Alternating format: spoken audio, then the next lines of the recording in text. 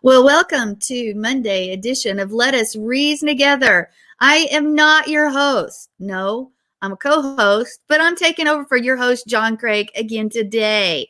So maybe next week, you never know. Maybe we'll get to see him, but you get me today. Who am I? My name is Sandi Craig, and my husband and I, we co-pastor actually, a congregation here in Amarillo, Texas called Life of Worship. And we have our services on Shabbat, of course. Our main services are 2 p.m. Torah study Central Time. And it's on Zoom. You can always join us. Let us know. Drop us an email. Drop us a line, and we'll get with you on that. And then YouTube Live at 5 p.m. Central is when our main services are. And we would love to have you join us. We had an exciting conference with Eddie and Tammy Johnson this last Saturday. And it is, you can look for it on our YouTube site at Life of Worship Amarillo, or type in John and Sandi Craig Amarillo. You'll get there. Just you go listen to, and that'd be exciting. But we do a few other things around here as well. We just got through doing Monday morning War Room prayers, and we're there most every Monday morning. And then we also do a Tuesday evening Walking in Spirit and Truth. And you can stay tuned for that show as well. And I, with my co-host along on this show, we do the next chapter on Thursdays at this same time slot. So you never want to miss that either. But guess what? If you have missed a program, I have great news for you. You can catch up. Yeah, you go to the Messianic Lamb Network site or Messianic Lamb Radio, and either way, you get there, and you will be able to watch every show you've missed, and it can fill your day and make you smart and make you cause you to be lifted up because you've heard the word, and so many other things.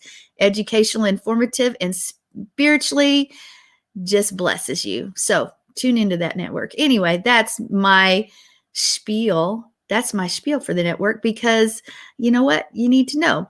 But what is today? This is Monday, December 14th already. Oh my, the 28th day of Kislev, 5781. But there's also a few other things that this day is. It's the National Bouillabaisse Day. So what are we supposed to do on that? I don't know.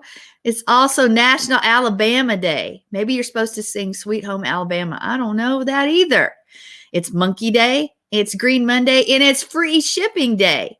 So if you're ordering anything online, say, hey, it's Free Shipping Day. So let me have free shipping. You could try. You can always try, right? Okay, well, before I go into the other events that I've marked, just in case there's commentary from the Peanut Gallery. Mark David Smith. I'm going to bring him in. Who is our leader, our visionary. He's the one that makes the graphics work, the network work, brings us all together. It's Mr. Mark David Smith. Hello, Mark. Are you going to be the Peanut Gallery today? Peanut Gallery. Yeah, let me see. Well, I don't know. Let me get a whole bunch of peanuts out of my trail mix here, and we'll line them all up and make a gallery out of it. Oh, okay. Okay. Well, I have to say I said his name incorrectly. It's Won't Answer Polo when here's Marco. Marco! Here's my peanut. Yeah. Okay. You don't mind if I eat while I'm doing the show, right? You just go ahead. I'm going to tell you a few things that happened today. If you have commentary, jump in. This day, Daryl don't like it when I eat on air when he's on the same show. If I eat while the show's going on, he don't like that. I don't care. I don't care. Anyway, in 1798, David Wilkinson of Rhode Island patented the nut and bolt machine. Yeah. In 1799, President George Washington died at the age of 67. In this day in 1819, Alabama joined the Union as the 22nd state. And in 1903, Orville Wright made the first attempt at powered flight. Yeah, the engine actually stalled during takeoff, and the plane was damaged in the first attempt. And 3 days later, after the repairs were made, modern aviation age was born when the plane stayed aloft for 12 seconds and went 102 feet. I bet you didn't know that. Well, there's more that's happened on this day. In 1918, for the first time in Britain, women over 30 voted in the general election, 1918. So women in Britain have only had the right to vote for 102 years. In this day, in 1939, the Soviet Union was dropped from the League of Nations. I didn't say the United Nations, I said the League of Nations. And in 1946, the UN General Assembly voted to establish the UN headquarters in New York City. Boo hiss. That's what I got to say to that one. Boo hiss on that. Get out of the UN. Okay, sorry. That's not what this show's about. Okay. In 1981, Israel annexed the Golan Heights from Syria in war in 1967. And in this day, I know that I'm not a big sports person. I don't think you are either, but Howard Cosell retired from the NFL's Monday Night Football. This date in 1984. Yeah. In 1988, the first transatlantic underwater fiber optic cable went into service. And here's what happened in 1997. Cuban President Fidel Castro declared Christmas 1997 an official holiday to ensure the success of Pope John Paul II's upcoming visit to Cuba. That's interesting. And in 1998, hundreds of Palestinian leaders renounced a call for the destruction of Israel. Yep. And finally, this one's real important. Not really, but the U.S. and German negotiators agreed in 1999, agreed to establish $5.2 billion to fund for Nazi-era slave and enforced labors. Wow, $5.2 billion. That's a lot of money. Yeah, I went through that last year. No big deal. That's, you know what? That's a few things that happened on this date at this time. All throughout history. So you thought today might be just uneventful? Hey, well, I'm believing for miracles this day, and I hope you are too, because we're the people of Yahweh, and we should be in expectation of a miracle and miracles every day. So I expect a miracle on God's list to happen, and we can say, this is what happened on this day in history in 2020. Yep. That's what I got to say about that. You should make a poster that says all that and put it out on Facebook, like all those other people that put little sayings and stuff on Facebook. And I just don't do Facebook. I don't get on there very often. Either. But I've seen it. I have seen it before. I do it, but it's usually in response. Somebody's put something on my wall or my name's popped up, and I'll look. And then I may look at the first few things in my feed. And after that, I'm done and I get off because I get disgusted. Well, here, I'll tell you my relationship with Facebook. I do Facebook about as much as I do text. Okay, so that should tell you. It does. Tells me a little bit. Yeah. I'm on Facebook almost every single day, but it's to post our little segments that we do. Well, that's what I mean. It's just utilitarian. In other words, you're not cruising or perusing the feed. You're just taking care of business. Right. Get on, get off. That's pretty much where I am. But like I said, I'll look at the first few that are on my feed, and then I'm like, I can't do this. I don't have time, and I'm not doing this. So I rarely, well, I probably shouldn't say this because people leave messages and stuff, but I just don't look at it. So, don't get mad at me if I don't. Or say, don't get upset if I haven't said happy birthday to you. That's right. That's exactly right. And on my birthday, I will go and look what not on my birthday, the day after my birthday, I go look at all the different things people said, and then I put thank you down at the bottom. So, I don't have to answer each and every one of them. Am I a bad person or what? No, Facebook is time consuming. It's a time stealer. We don't get those minutes back ever again in our lives. They're gone. I used to say when it first came out, it didn't take long. I called it email on crack. Okay. Pretty basically to me what it is, email on crack. Email on crack. Well, did you want to take a couple minutes and tell us what's happened on your shows this week? On my shows? Well, not yet because I haven't any shows this week, but last week. Last week? Yeah, last week. Misspoke. No. We're good. And we do have a Compass of Cram coming up at 7:00 tonight. And we are going to talk about FOMO. So if you, FOMO, if you have a fear of missing out, then you might want to come and check it out tonight, because that's what Daryl and I will be talking about. Exactly. Neatha's going to be there, and anybody else that shows up. Usually I just say, if you got the guts to show up on the show, then you got something to say. And so FOMO, fear of missing out. I have that fear. I struggle. I shouldn't say I have that fear. I struggle with that at times. I have in my life, but I've noticed a lot of other things that actually cause the fear of missing out. One of those things are cell phones. Take a cell phone away from a teenager or a millennial. Take a cell phone away for one day and see if FOMO does not arise. Take it away from John Craig. For one day and see if he doesn't take it away from him and ask him if he has the fear of missing out, because hey, I think he has cell phones have developed that fear. Go ahead.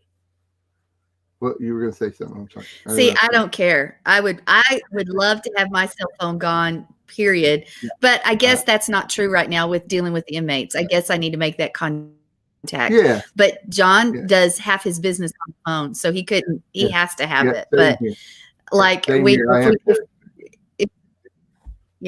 got to have it for business. But I guess that's ministry business, I guess too. So, but in general, if I leave the house with him, if we're spending some time together, I will not carry my phone with me at all. So, I love it. I'm like, woo, woohoo. Yeah, I was when I was thinking about this subject, I was kind of looking in the past of a lot of the things that I've done and thinking about, what I have missed out on or didn't miss out on because I made sure that I was there. But anyway, that's this. And last week on contemplating the Constitution, we jumped into Article 1, Section 9, the first couple of clauses on that. And it's an interesting, we talked about the writ of habeas corpus. Do you know what that is? Actually, we talked about that on next chapter a little bit last week because it was part of the news story that you had brought in, and the writ of habeas corpus. Anyway, gives you the right to challenge everything in court, and so it's a good thing. And then one thing that you had brought up in your article was the writ of mandamus. That's right, and that is. We didn't talk about that, but I know what it is. And it is the right to stop all proceedings. So if the cops show up at your door, no matter what, the only thing you say is writ of mandamus. And it should, if the cops have any clue at all about the Constitution or the law, it should stop all proceedings until you get somebody that is on your side of your case. In other words, your lawyer or anybody that in authority that can defend you, you have the right to that defense. And that's the writ of mandamus, is your defense. So when cops show up at your door or whatever, you say writ of mandamus, and it should stop everything. They Do can't you know what I believe would happen? Yeah, I know what you think. I know it's a dub, but then you go with you're not doing anything until I get my lawyer here, because you have the right to a lawyer. And then they'll threaten. When you say that, that means I you're guilty. I know. So fine. Then let's take it from there. Then anyway, I'm just telling you. I agree. I agree. One of the biggest things in this country is that people don't know their rights. It's true. And that's a huge thing that I'm trying to cover in the Constitution. Contemplating the Constitution comes on Wednesday morning, same time this show is, starts at 9:45 Eastern. And we're trying to cover people's rights along with everything else that's in the Constitution. So don't miss it. You heard it here, folks. Don't miss it. Well, Mark, you know what you just did? Oh, no. You gave me a great segue to our news article. Oh, cool. Very cool. Perfect. You set it up like a master. Stay tuned. All right.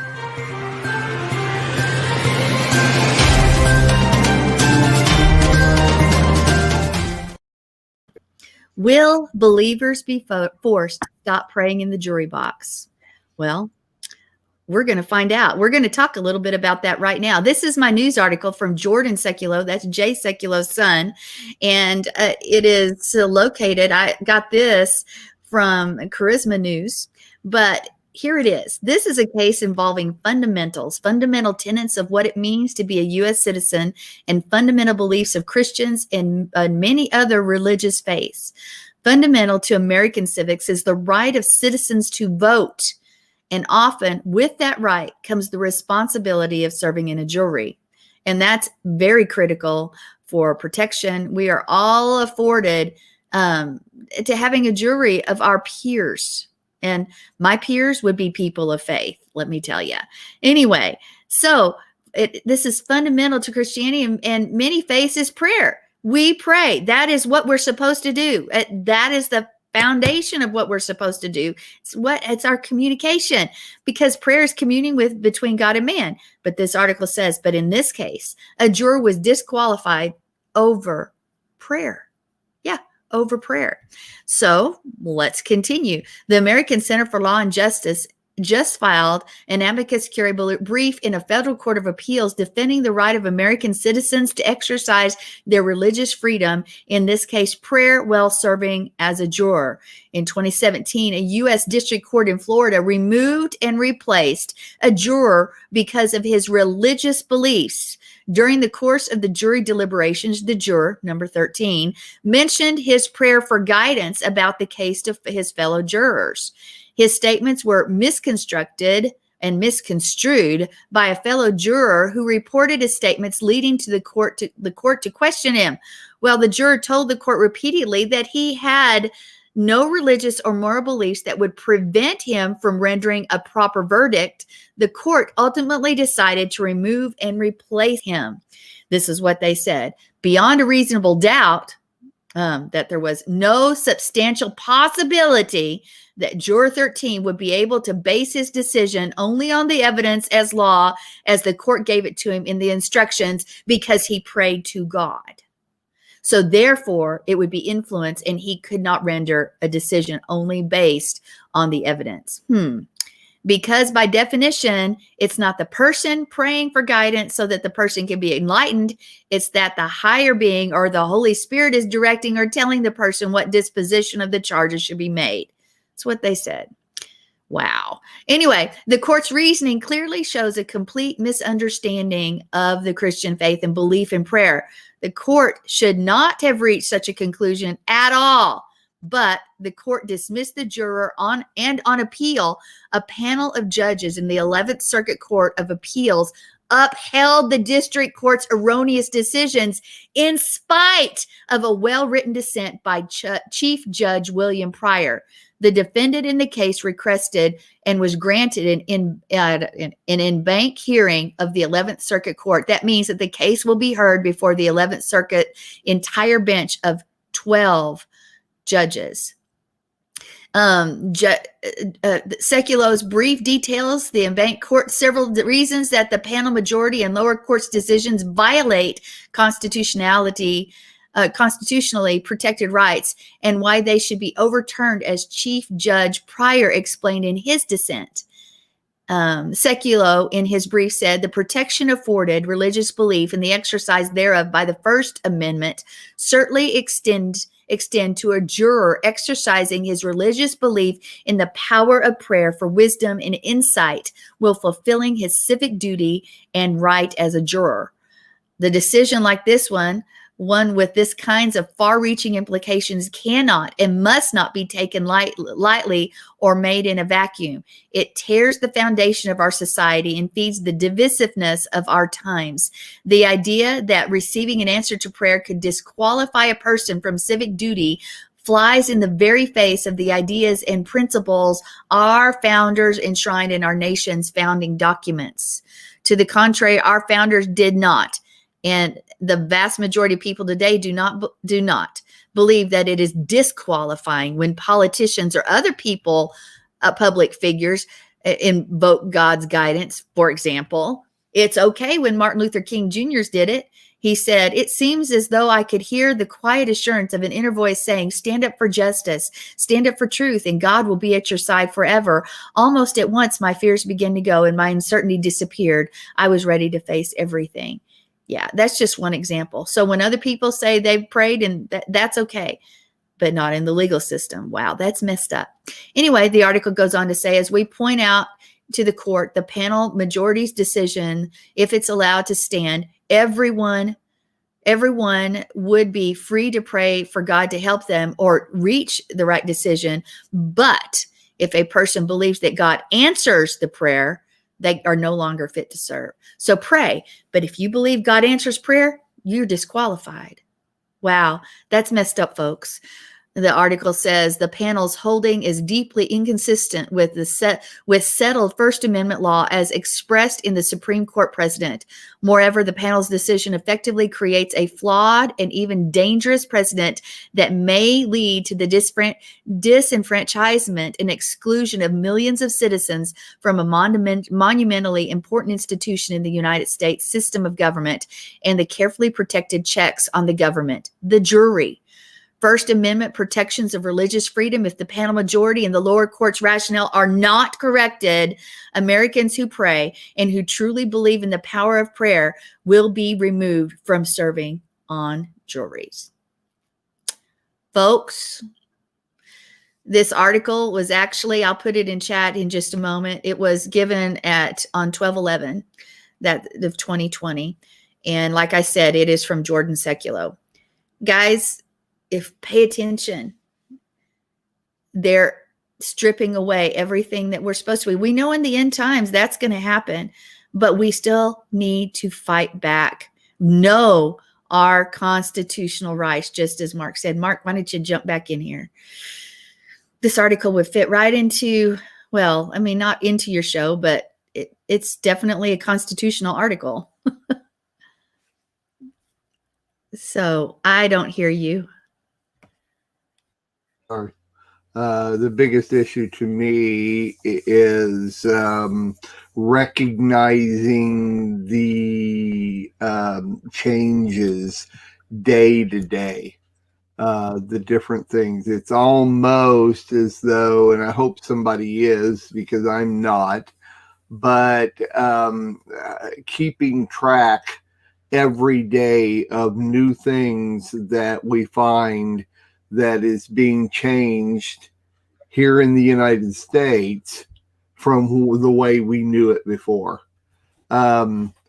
yesterday. I can't think of her name. A messianic, probably shouldn't say her name anyway, but a messianic singing artist who we both know on Facebook, I think, somewhere.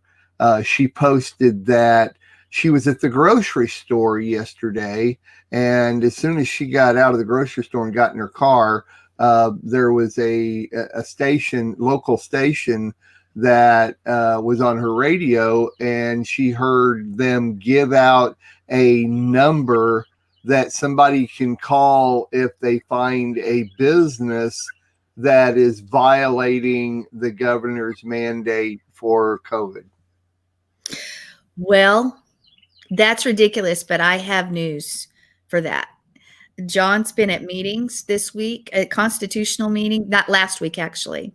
And we are actually wearing badges now that have the First Amendment on them. And legally, because this is not a statute, they cannot make and say those things. Man, it's over there. I wish I could run get it real quick. But it says the First Amendment, and it says if this business or if this person will not allow me in this store, we will leave, but you will be served with a $75,000 lawsuit. First offense. The second one's 150. And we actually have lawyers here that are ready. And I don't think here in Amarillo, I believe it's that are ready to take these cases. And they are hoping that businesses will do this so that it can go to the Supreme Court. But John now wears a badge that literally says that into every place because he won't wear a mask and he won't do it. And it's not the business's duty to enforce law. That is not who they're, that's unconstitutional. It's violating their rights too. And he's also got papers to help every business that won't do that, et cetera, et cetera. Guys, what I'm saying is go to the meetings, find out if there's groups and organizations around that will help support you, because right now we're handing those out to every one of our people that says, because people don't know their constitutional rights. They don't know what it says. So they assume when when mandates or things come out that are unconstitutional, they go with it, ignorant of what the truth is. And so John went to these meetings last week. He came out so informed and so full of documentation and answers and ways to fight back. And you know what? It would work in your state too, not just in Texas. I guarantee it.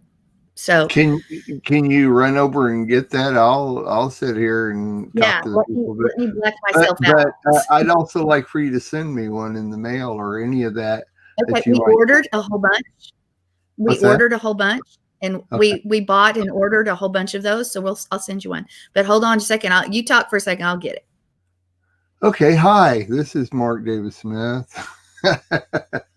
No, what she's saying is so true. And like I said, I hope somebody is documenting from this past year. And I know there are a lot of people that do keep track of what happens, in history. And I hope that somebody is keeping a list of things that have changed over this past year that has to do with our rights.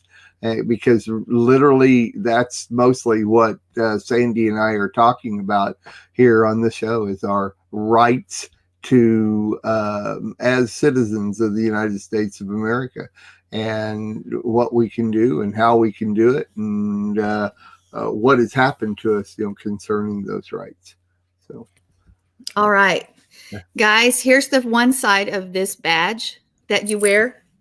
Wear it all the time. If you're out, I'll read it. It says First Amendment.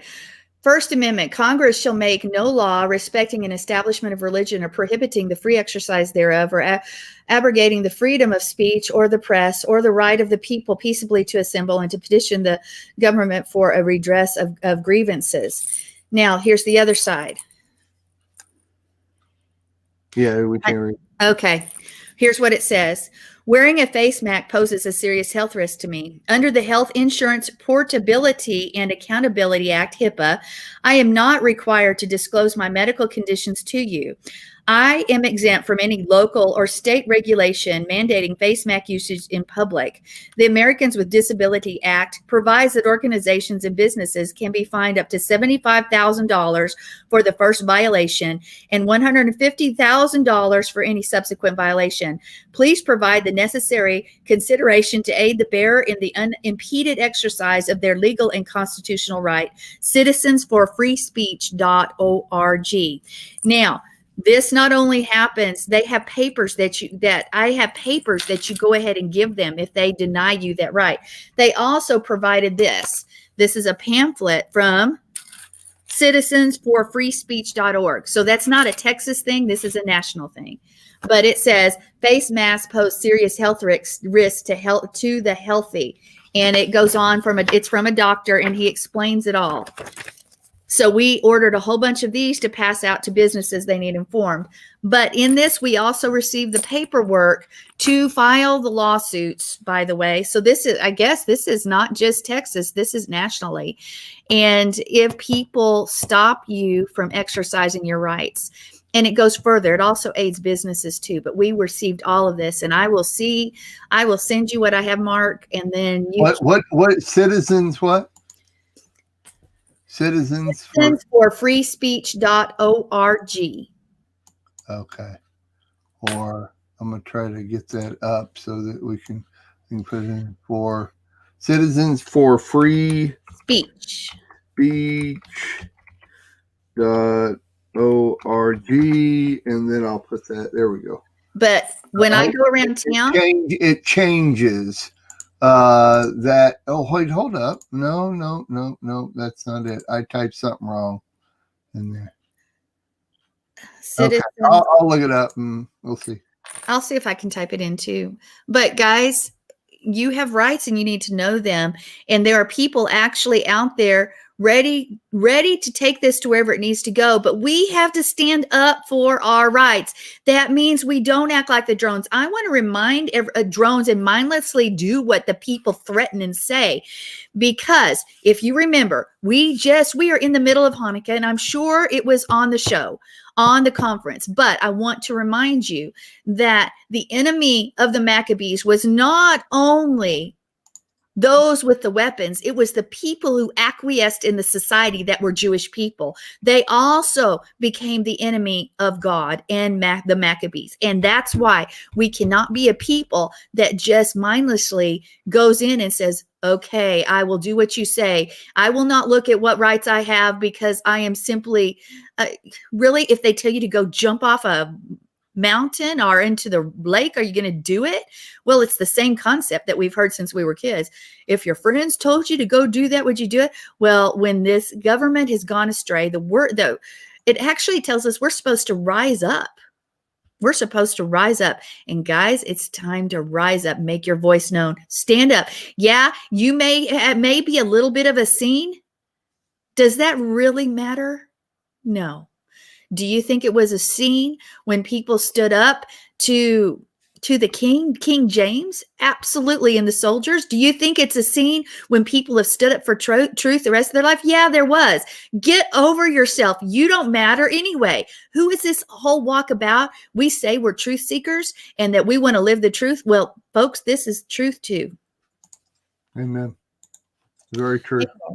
Very true. There we go. Okay. So I just put that in there, and there's the, you'll take a look at that later. Thanks, Sandy. A millionfold. Real interested in this because I would like to have all that information. So yes. Pretty cool. But if you could send us, if you have an extra one of those tags, you could send us, and any other information that John found when he was at whatever meeting he was at, that would be good. I will do that. I will send you all the documents. You're going to get probably manila envelope. Yeah, that's cool. Because it will have the paper that you present the business or the person that's going to get sued. Right. It will have your rights. It has the Constitution, all of it. It's right there. So I'll send it all to you. Also, I mean, while we're on the subject, there's a new movie out called Songbird, and I don't know. It's not really on. It's not really on DVD or on demand out in public until January 12th. But it's about COVID-23. So it's years. It's a few years in the future, and COVID has the movie. It's a movie, so COVID has mutated, and it's trying to show what they think is going to happen within, I think, the next 4 or 5 years. Fourth year. So in other words, in about 4 years from now, it's what they depict, and it's pretty heavy. Somebody has really gone into, thinking it out and thinking about what, it might be in the next 4 years. And so I'm going to check that out, of course, when it comes around. Well, I'm interested in that. I know John will be. Yeah. I may have him. If it's super heavy, I'll probably have him watch it and let me know. It's not. I watched the trailer to it yesterday. Okay. It's not super heavy, but it's interesting what these people have thought out based on what's going on right now and what could possibly happen in the next 4 years. So anyway, I'm pretty sure it's anti-COVID and everything the government's doing. But anyway, hopefully that's something. So you can look it up, the trailer for Songbird, but I'll send you the link. Okay, sounds good to me. Bob Hall reminds us it's predictive programming. I'm kind of with you. Lately, you've kind of steered away from the COVID stuff and the election stuff and all that kind of thing. And I'm with you. I get overwhelmed by all that. And there's other things going on in this world besides that. So it's good to cover that. But every once in a while, when something heavy comes up, you need to talk about it. So, well, that's true. And everybody else is probably given that stuff. And it's hard. I'll be honest. It's hard to find a non-political, non-COVID news piece out there. Yeah. Yeah. You have to search. I agree. What I was talking about, the hearing on the radio about giving out a phone number to report businesses. Wow. I mean, I don't know why I'm surprised. Honestly, I don't know why I'm surprised that that's the way it is, but it is. It's wrong. Hey, and if you own a business, or if you are a person that considering this, don't do that. That's wrong. In fact, let's go back to the word and see what the word says about it. Let's go back to Noach and Ham, Shem, and Japheth. What? Now, and also remember that it's against the Constitution what they're doing. And did God make you to look like this? Or no? If God wanted you to have your nose and your breath covered your mouth, then he would have made you that way. He did not. That is not how you're supposed to function optimally for a reason. So there's one thing. But also, let's remember what Ham did. Ham exposed Noach, a believer, one who says a person of faith that walks according to the word will never expose their brother. They will cover their brother. There you go. Very good. Very good. Very good. I like it a lot. So that's all I got to say about that. For now. Well, for a few minutes. But, well, I mean, you may have some more to say. I mean, this is all. No, I don't. Too, and I don't. Because I learn about everything I know from you guys, so I don't have anything new to add to what you say. So. All right. Okay. Well, then guess what time it is? I don't know. It's about 24 after 10 on my clock. Well, it is time for our Torah portion. And I'm not bringing it today. No, Mark is going to bring it. And it's amazing. Oh. So you need to stay tuned and listen to this. Here we go. Here we go. Torah. Torah, Torah, Torah, Torah, Torah.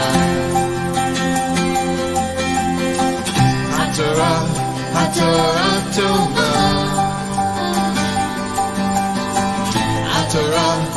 Torah Tova.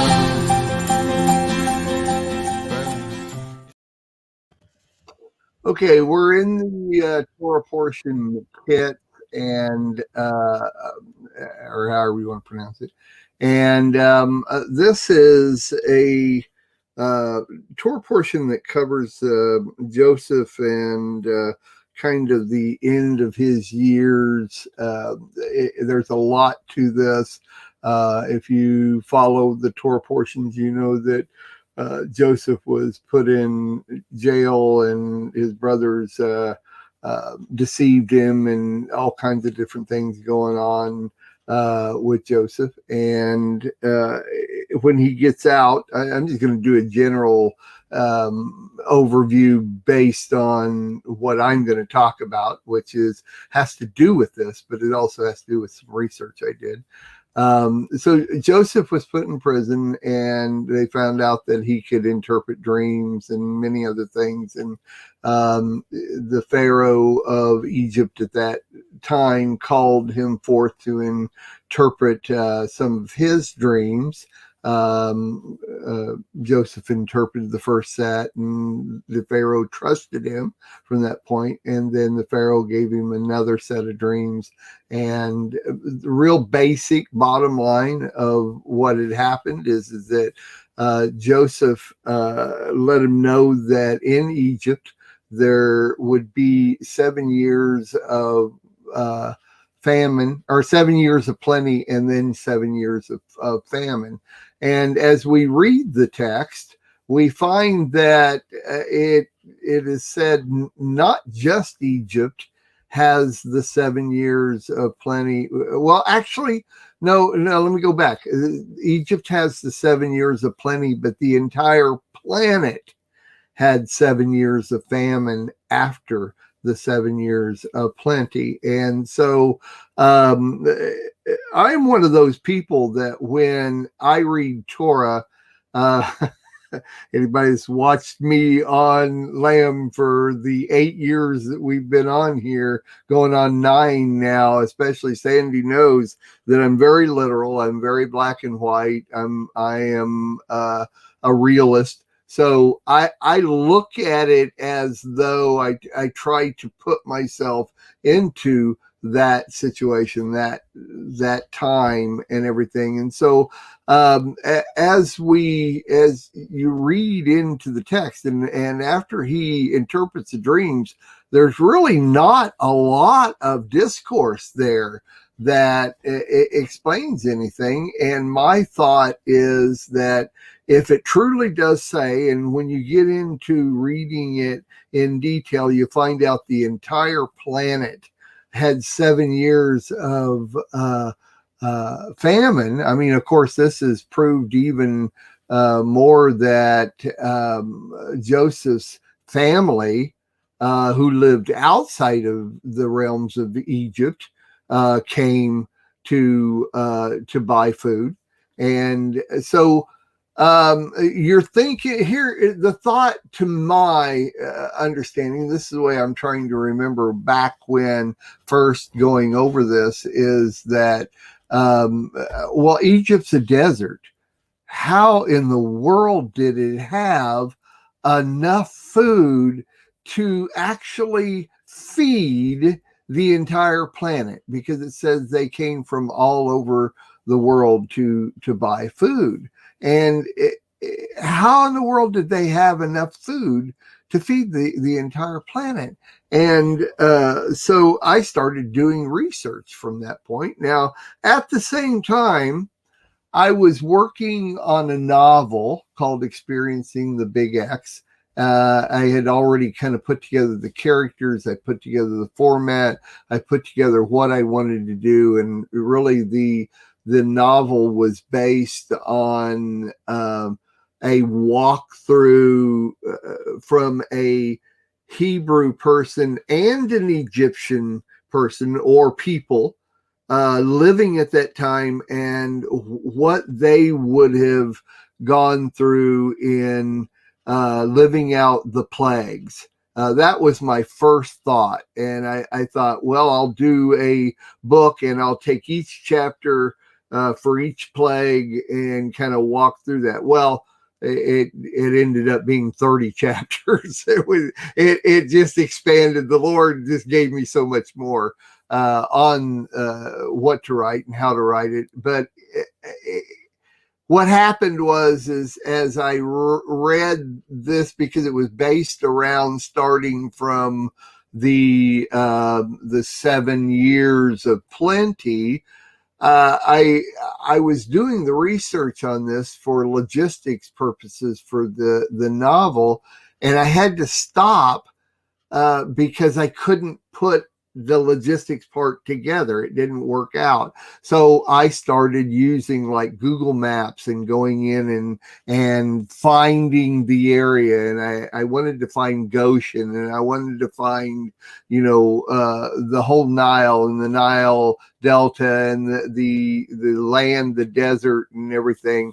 And that's when I came to the realization, and of course it was layer upon layer upon layer, that it wasn't the desert at all where they grew the food for Egypt, for the whole country of Egypt. And as I did my research, come to find out, even yet still today, and has always been, that the Nile Delta, which is a place and I shut that down. I wish I hadn't shut that down. I just had a picture of it up, and I shut that off. I'm sorry. But the Nile Delta is a triangular piece like this at the top of Egypt. And if you go look at the land of Egypt, you'll see as Egypt comes like this, and almost looks like a teardrop, the very top of it is green. And this part right here is the Nile. And so the Nile River is one of the only rivers in the world, on this whole planet, that actually travels north. So if you look at the Nile River and it's actually going north, and where it ends up is in the Nile Delta. And the Nile Delta is not that big, but it has so many minerals and resources that the Nile River actually brings into the Nile Delta, that it's just massive. It brings the richest nutrients that there are in the planet into this one area. The only thing is that the Nile Delta, and this is my research, is that the Nile Delta used to flood 3 times a year. So when you planted, you could plant whatever you wanted to, food, plants, the whole thing, trees, everything in the Nile Delta. The problem is that 3 times a year it's wiped out. All you have to harvest before the floods come, because it wipes everything out that you've grown. And so what I did is I started in my thought pattern and looking at this and thinking that this is the most nutrient full area on the planet. Then what if they were able to maintain the Nile Delta and make that so that they could grow enough and store enough grain and everything else for what they needed? They had 7 years of plenty. This is not just 7 natural years. Why would Joseph interpret the dream to say 7 years of plenty when it would have just been 7 normal years? So the Lord actually blessed what Joseph had prepared for them. The next question was, where did the children of Israel live? And if you look on Google Maps, you look on any map of Egypt, there is still a city right you have the Nile Delta that looks like this, and right down in this corner on this edge is a city called Goshen.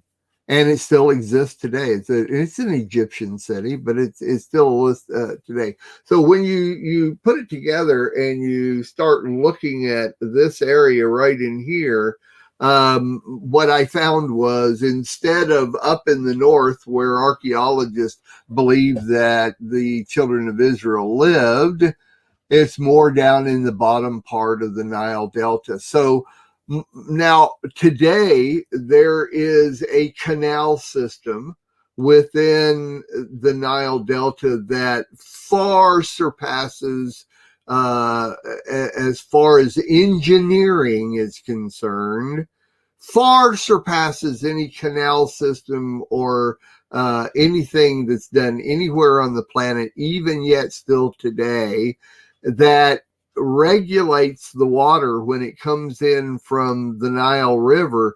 It disperses into, you imagine this area like this, and when it comes in, it disperses the water into lots of different areas, allowing, when it's supposed to flood, that it won't flood. It actually makes the water go into these different areas instead of just tributaries. And if you look at the map, there's 4 tributaries that come off of this into different places. But with the canal system, it actually disperses the water and it never floods. It actually makes the water go to the right places. And also, that is still to this day, a huge area for growing food. So more research. As a matter of fact, it was over almost 2 years. It was like a year and 10 months of research that I did on this, that I started putting together, that you can't really find how long the canal system has been in the Nile Delta. There's no documentation on that. So I start putting together, well, what if Joseph engineered, the Jewish person that he was, with the engineering intelligence that most Jewish people have, engineered this canal system and allowed it to disperse to the point where they could build storage facilities for the grain and everything that they were going to save up. And of course, with him interpreting Pharaoh's dream, he knew, following the 7 years of plenty, there were going to be 7 years of famine.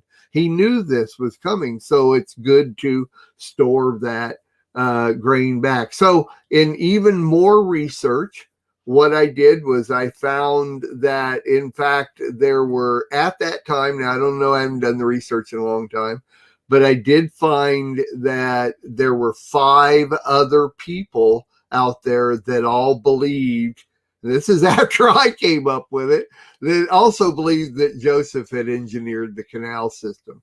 And so through their research, and what I found is that there was an actual city called Quantir, and it was a part of the Goshen area. Now, from what I found is that Goshen covered an area on the edge of that Nile Delta, on this lower edge here, and kind of was in a circle. But at the top of Goshen, there still exists today a couple of aqueducts, there's all kinds of stones and architectural findings of buildings and everything. And what is believed is that they literally, in the city of Quantir, which is right on the top edge of Goshen, is the agricultural center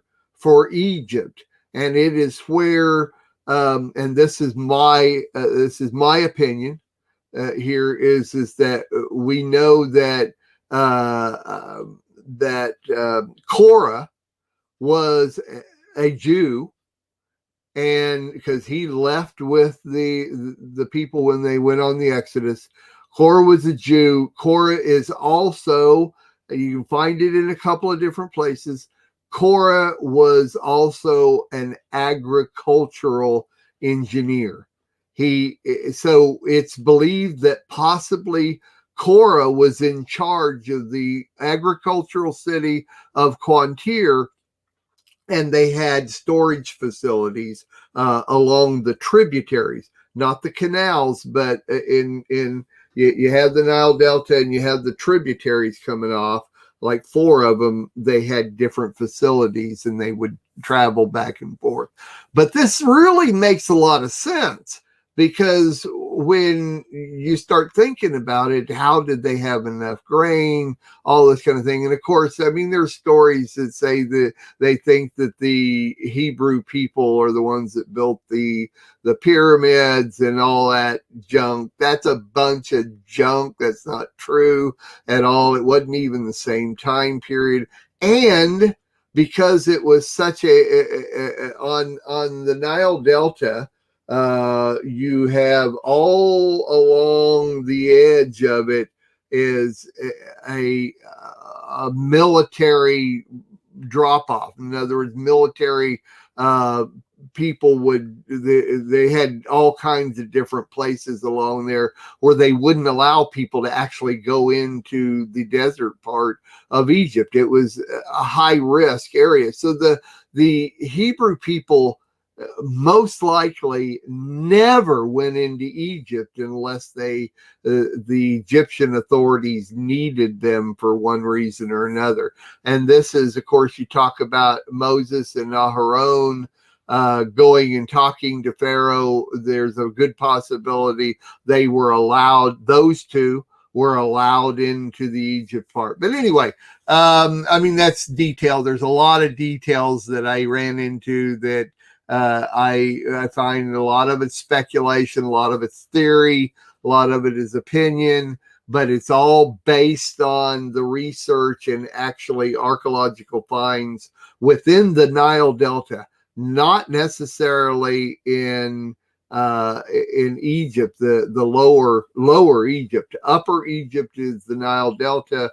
That's where all of this happened. And when people would come in from all over the world, once again, you have the Nile Delta, and along the edges where my hands are was all military bases, and they would not allow people to come lower than that. So if people came to buy food, they literally had to come into the Nile Delta. It's the only way they could come in, because there was not necessarily a hierarchy of Egypt that would fight in the Nile Delta. It was all lower than that, or into what's now considered Saudi Arabia. Interesting how this would all come together, and it literally proves that how they could store up enough food to feed the entire planet, and people would come in and do this. So there you go. That's basically my part of maquettes. That is putting together logistically what might have happened at that time and how it was put together, and how you can still to this day go and do that research and find out logistically how things were put together at that time. I think it's really interesting. And my book actually portrays all this, because most of what happens in my novel, for the first part of it, happens in Quantir. And the difference, there is an actual aqueduct, or the remains of an aqueduct, at the very north end of Goshen, and it divides off from where Goshen is where the Hebrew people live. Now, here's another thing. So as you get through the plagues, you notice that it's interesting, because the plagues would happen to Egypt, but they didn't happen to the people of Goshen, because the people of Goshen had their own area. It's almost round. It's almost heart-shaped, actually, because it's heavier at the top and smaller at the bottom. But these plagues did not happen in Goshen, but everywhere else the plagues would happen. And I depict that in my book. And also I have this teaching in a lot more detail. Let me go look at this real quick. I can get over there real quick because I can give you, okay, come on. There we go. Come on up here. I'm going to give the link to this. Hold up. No, we don't want this. Yeah, see, that's me talking. Here's the link to my teaching. It's on the website. If you go on to MessianicLambNetwork.com, right at the top, you're going to see Experiencing the Big X, and it's right there.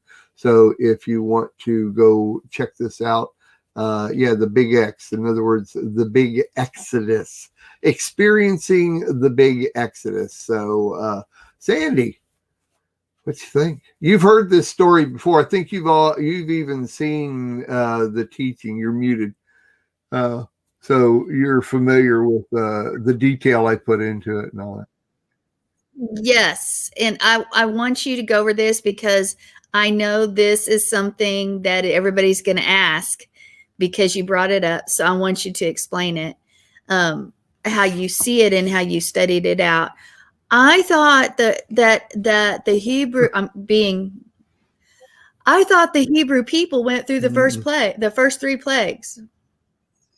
Explain. I wanted you. I know. I'm saying that's the question. Most Torah teachers that I've talked to also agree with that. But I mean, I've heard as many say the opposite, that they went through everything. But I don't believe that they did, simply because of the wording of the text. I mean, when you go back and you look at the actual wording of the text, there's really a couple that I can't remember which ones because I haven't gone to look at it, but there's a couple of them specifically, like the plague of darkness. It says, and it didn't go over the area of Goshen or something like that. I think the first three are the ones that are usually the controversy. Most people don't believe they went through the others, but some do believe that the word says the first three they went through. So I wanted to know if you wanted to. I'm picturing the way I did the research and the way I wrote the book is that you got to remember that Quantir, which is north of Goshen, was where all the slave work was being done. The slave work was not just for the agricultural part of the Nile Delta. It was literally building the city of Quantir, which is an Egyptian city. It's not where the Israelites lived. So anything that happened would have happened around Goshen, and the Israelites would have been there at that time.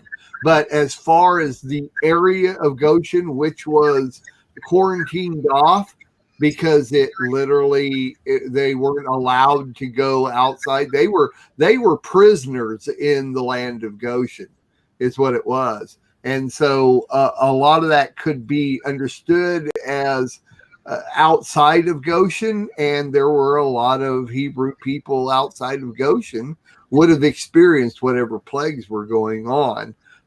For instance, in my book, I have several people right there at the very beginning who are next to one of the canals, and the frogs come out, and they were Hebrew people. But it didn't happen in the actual area of Goshen. It's my opinion based on the research I did. And also, I think the Hebrew text will verify that. It's my opinion.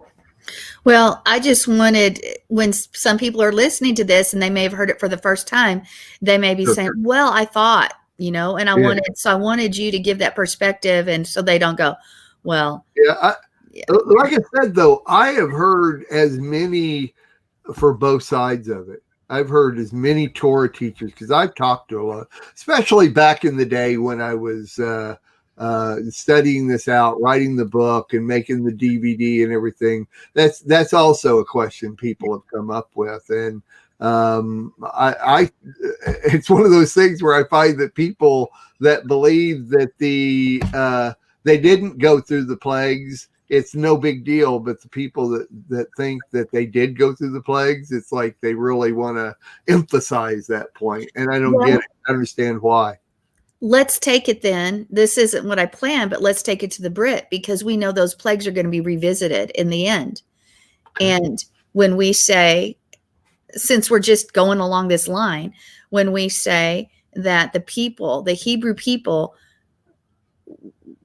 did not experience the plagues, when we think of the Great Tribulation, we see those plagues revisited. So will the Hebrew people, those who have been grafted in, and I'm one who believes Jew and every tribe, including Judah, has to be grafted in, because Judah's sin was great as well. Right. All those that have been grafted in will not experience the plagues as either, according to that. So it's a mirror, it's a pattern of what we see before happens again. And so that's a good point. That's a good point. So anyway, now when we're told to get thee out of Babylon, we probably should go. But I not think going to get many chances, but no, I'm waiting for God to do it. Well, he sent you what is the story? He sent you a donkey, a helicopter, and you didn't take it. Right. Oh, by the way, Nitsa. I see, Nitsa. No, you're not going to get me to say it, Nitsa. Not going to happen. I'll say it for you, Nitsa. Polo. There we go. Yeah. Anyway. But, and how does that look? End times is a big topic of conversation, has been for years, but with things up in such upheaval around the world, some say we're experiencing plagues right now, and it's only going to get worse. Whether they're man-made or nature, the word doesn't define that. Plague is plague, or disease is disease. And, so it's something people are thinking about. And that is why I believe we've got to be ready in season and out. And we have got to be so close to him that we recognize his voice. And you bring it into today's understanding of what's going on. I mean, especially with the quarantine that's happening and the way that we're being treated.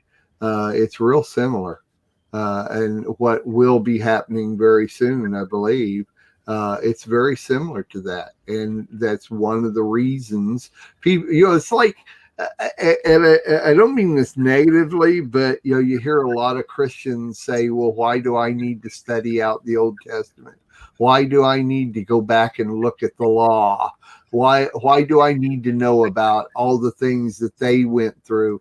I'm not going through those things. I didn't do that. That was the God of that time, everything." And so it's kind of like, every time I read the Torah, every time I read before Matthew, I get an better understanding of what I'm going through today. Every time. So you to say, why do you go through the Torah portions? Why do you read the Old Testament? Why talk about this all the time? All that's done, and it's like, no, it's actually everything that happened then is happening right now. And if you don't, to me, I'll never forget when I first started learning about Torah and going in and studying and being taught and all that thing, and I would be telling my Christian brothers about because they'd be asking, "Mark, what are you doing? What's all this Jewish stuff you're doing, and why are you learning the Old Testament and all this kind of stuff?" And it's saying, by when I learn this stuff and I go back into the New Testament, all the windows and doors of the New Testament just fly open. They just fly open, because now I have an understanding why they did this and why they did this and why Yeshua was here and why Paul did this and all this kind of stuff. I understand that now. Whereas before I was blind reading the New Testament.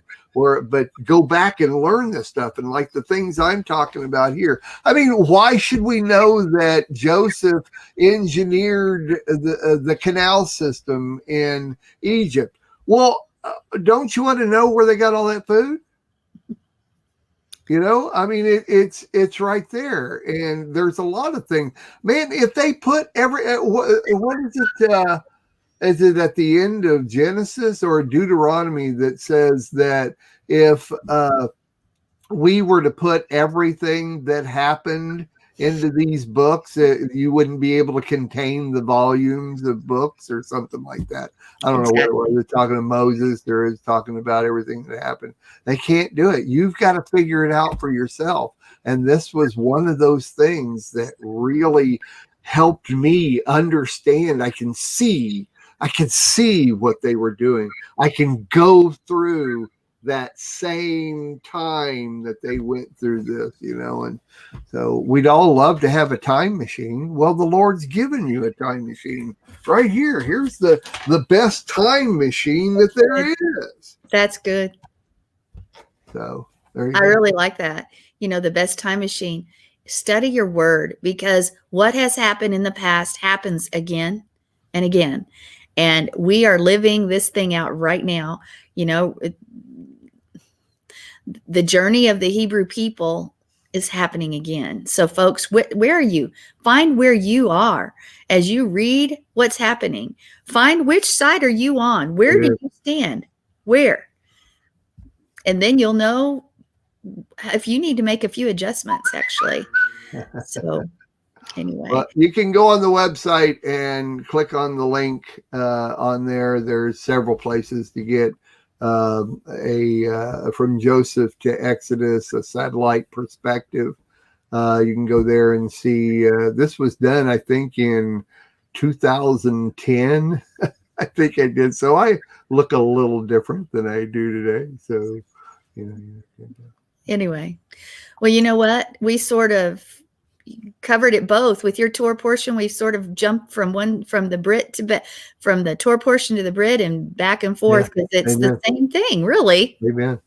The way it works. It's the way it works. So, folks, Mark, thank you. This has been a great show, and I always love doing a show with Mark. I don't care if it's just he and I. It's always good to me, even if it's just him and I. So, but we want to thank you for joining us today here on Let Us Reason Together. Well, God willing, we'll be here next time too. Next week, just tune in, share, like, all of the above. Subscribe if you have not subscribed to the network yet, to the YouTube channel, and let us know what you think. And until next time, we say shalom. Ta-ta. We are richly blessed to bring you what we believe is the fullest, most diverse, yet up-to-date progressive teachings, discussion, and prayer programming you can find anywhere on this planet. Be sure to take the tour of the MessianicLambRadio.com website. I'm Susan Hoogie, thanking you for joining us on the Messianic Lamb Video Network.